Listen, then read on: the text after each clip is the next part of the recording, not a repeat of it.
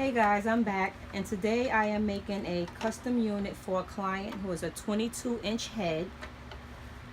She's 12 inches from front to back, and she's 11 across. So I am just going to take my measuring tape and check for measurements to make sure I'm where to be.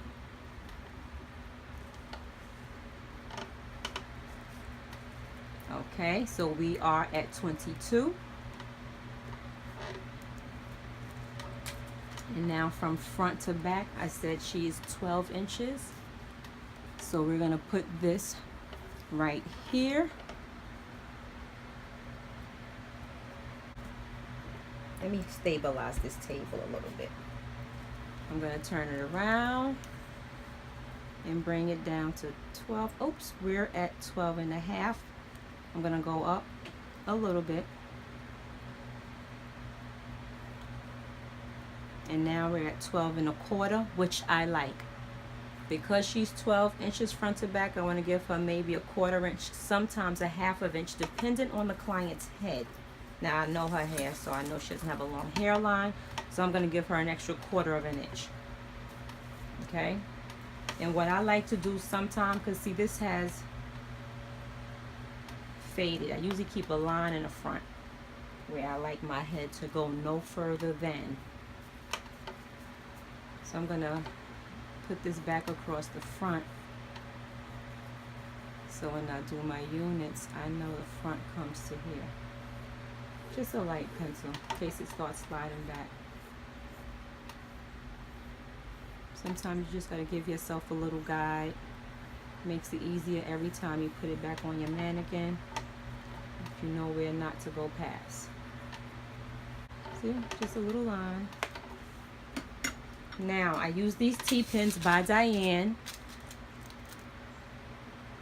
Other people make them. Get whichever ones you want, but make sure you get some T-pins. Now I'm going to put one in the top so my cap don't slide back.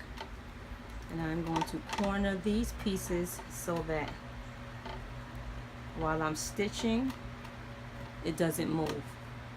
I'm going to put one over here by where the ear would be, just to make sure my cap is on nice and secure. Okay, now here's her frontal.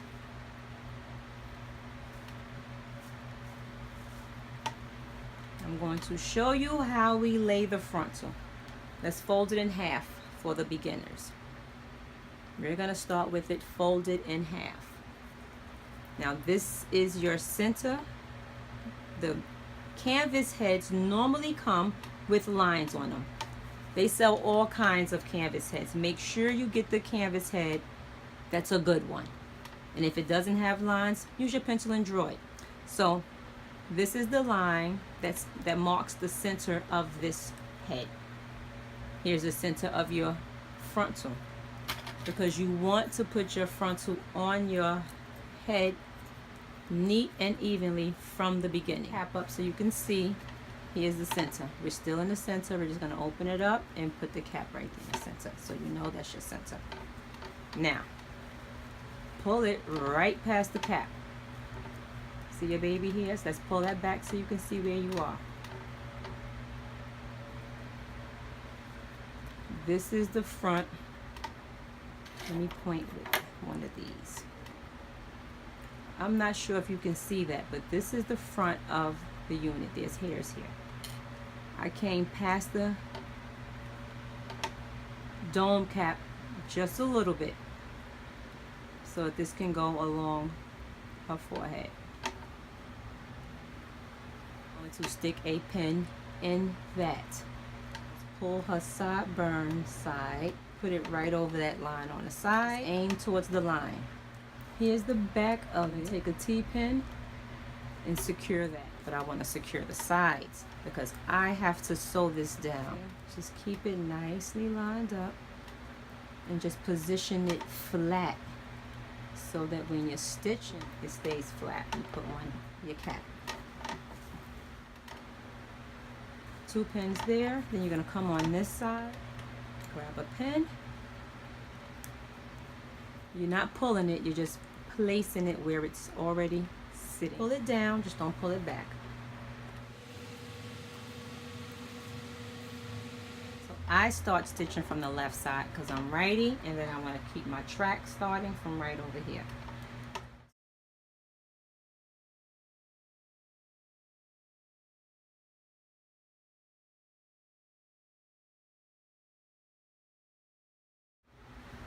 Okay, so I think we have 30 inches.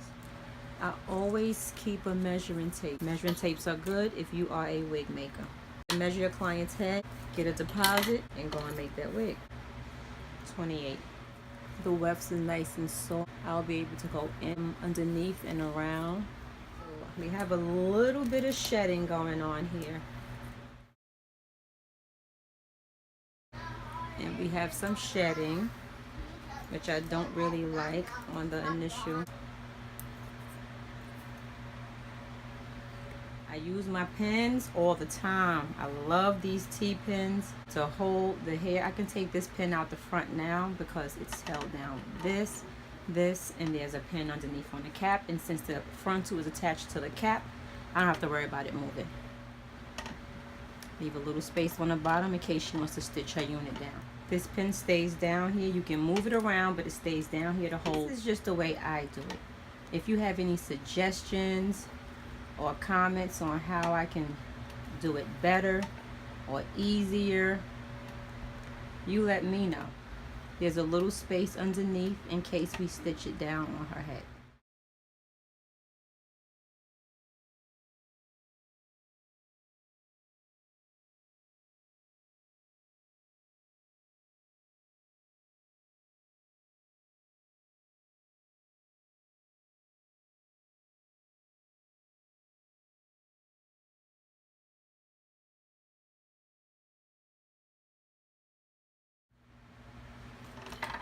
So I'm at the corner. I curved it and I folded it. And when I get here, I'm going to curve it and fold it.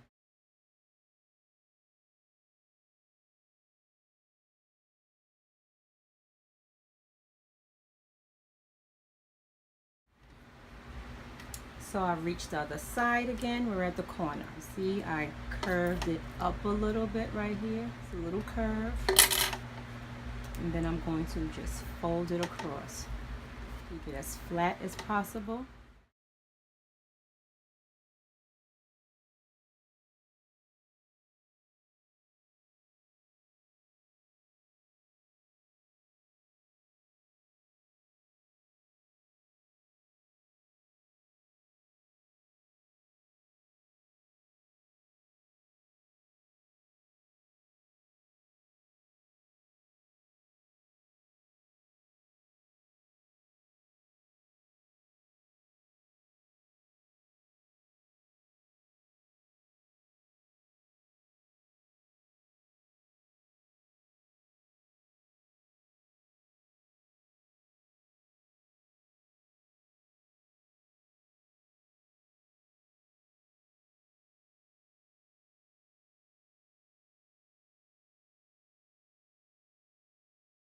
Ended it here.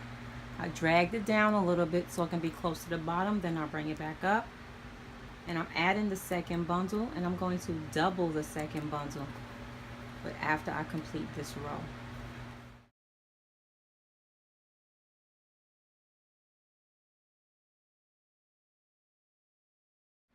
Okay, so I reached the corner already, and what I'm going to do now is fold it over, but I'm going to double it.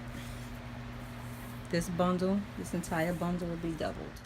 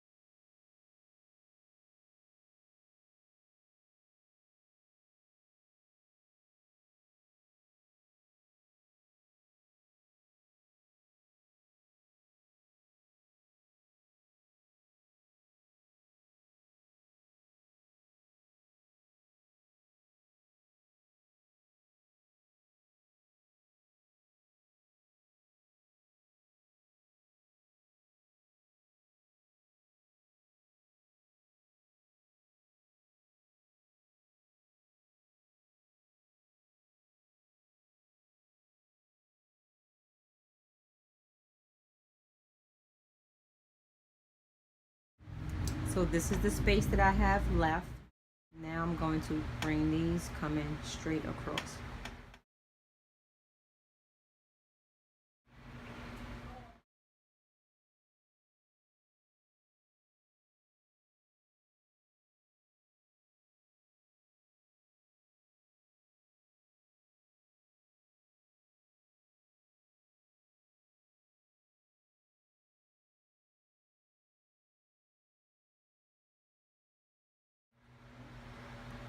So I'm at the top now.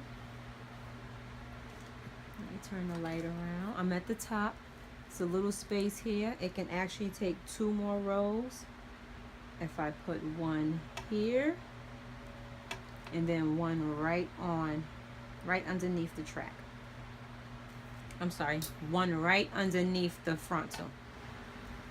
So you know I like to pin it down. And you see this area? I'm going to come all the way across.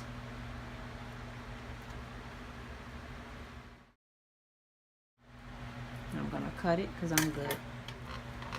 And then the next one is going to go right here.